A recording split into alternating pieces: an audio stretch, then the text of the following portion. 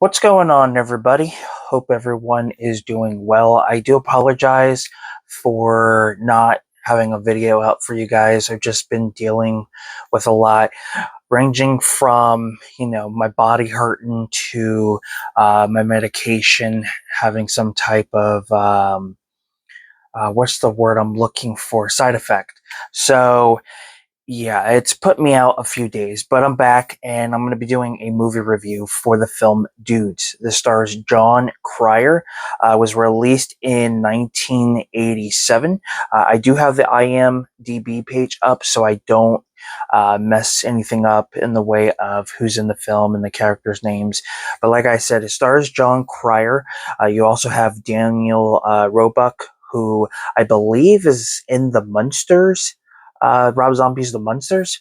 And then we have Flea, who's well known for Red Hot Chili Peppers. Jon Cryer plays Grant.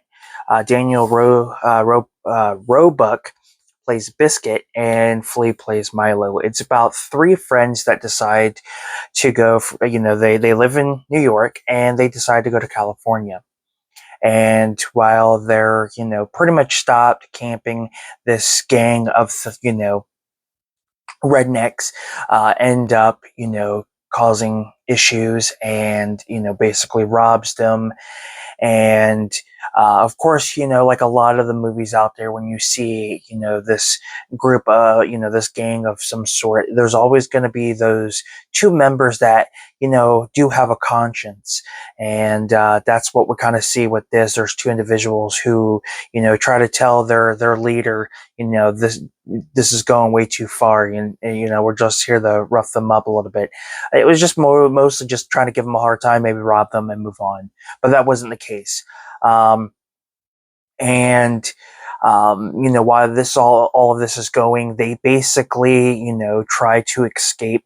And I will state this before I continue on: there are going to be spoilers because, in a way, it's basically what the plot of the story is. But I'm just giving you guys a fair warning: there is spoilers. But basically, Milo, ends up getting killed, and Grant and Biscuit are the only two who try to do everything they can to basically stop these guys. This movie was a lot better than I was expecting. I saw this on YouTube. It is free. There is a copy on YouTube that you can get. I do believe it's available on DVD, and there is a Scream Factory Blu-ray. I believe it's under the Shout Factory line, the Shout Select label, line that they do. Don't quote me on that, but I do believe it's that. If not, then it's a Scream Factory. Because one thing about Scream Factory is not it's not only horror films they've been doing like sci-fi and cult classics and things like that. So you get a wide range of genres. But yeah, this movie was a lot better than I was expecting. Just a really fun late 80s action drama. I think everybody was great. Jon Cryer being the main lead was fantastic. And Jon Cryer has a lot of good movies out there that are worth checking out.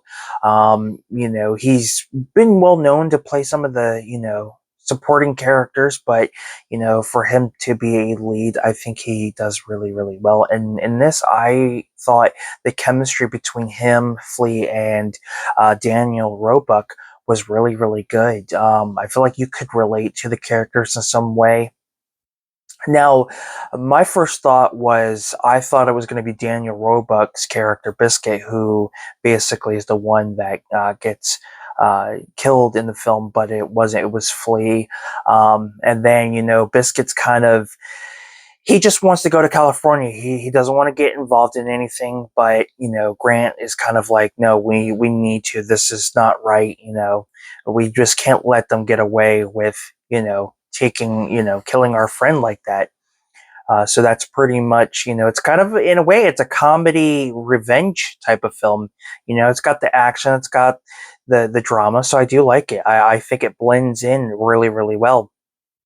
And it also stars Catherine Mary Stewart. If you guys aren't familiar with her, she is in The Last Starfighter, and she's also in a what is that horror film? Night of the Comet. She's in that as well, and she's done a lot of other things, but she's also in this, kind of like the love interest for John Cryer's character. But yeah, this movie was really, really good. The music, I thought the music was great.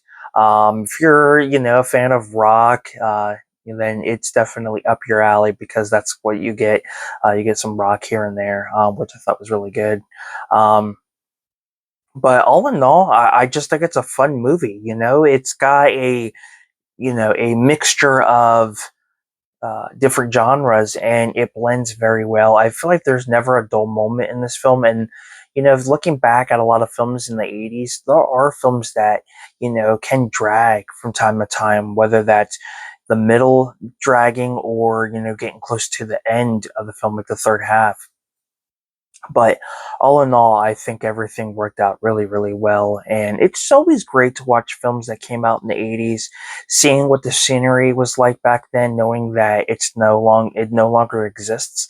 There are some areas that still exist, but they have been dramatically changed. Excuse me, which is unfortunate because I feel like with a lot of those, to me, I feel like if it was in a film, then it boosts its uh, chances of becoming a historical piece. Um, that's just my personal opinion. Um, but yeah, I just love the scenery and just the vehicles. Looking back at the cars that came out in the 80s, which probably run like 10 times better than what we have now, and probably a lot cheaper to replace than what we have now. Um, Depends on the model and the make, things like that, because there are some cars that will cost you an arm and a leg for parts. But all in all, I thought it was really, really good. I wish I could say more about the film, but it just kind of explains itself, It's basically Grant and Biscuit trying to get, that revenge on their friend. And Flea, he looks so weird with hair in this. Like, he's got like this blonde curly hair, kind of gives you almost like Billy Idol vibes. But I thought he was pretty cool in this. He wasn't over the top like he is in Back to the Future. And Flea, I feel like if he was to, if the Red Hot Chili Peppers decided to, call it quits and retire, I think Flea has a chance of being in movies. I thought he was great in this, and I like when Flea shows up in a lot of films in the 80s. I think I feel like this could have been something he could have done, back and forth with the music. If they were taking a break from touring, he could have just taken a few months and, been in a film, and it would have worked out. Having a year where you have a movie out, you had an album out, you're going touring. I mean, he would really have the good life. But yeah, I really enjoyed him. John Cryer was great, and yeah, I wish I could say more. I don't think the movie did too well when it was released in theaters. I think as it, was released on home video, I think it grew that cult following. And I'm glad I was able to watch this because it was way better than I was expecting. And I would like to eventually get this on Blu-ray if my eBay picks up. So we shall see. But thank you guys so much for tuning into my review, my small little review, I guess, and my thoughts on the film. If you've seen this movie, I would love to hear your guys' opinion. Don't forget to give this video a like, subscribe to the channel, and I will put the trailer to the film down in the description below if you have not seen this, and it might be something that catches your interest. I will put the link down and you guys can check out the trailer as well as the IMDb page so you can find out more information on the film as well. And if you guys would like to take the time out, check out my eBay store, Awesome Things We Love. I will put the link to that down in the description below as well. I'm Film Talk with Mikey, and until next time, guys, we'll talk films. You guys have a good one. Take care, and I will see you guys next time.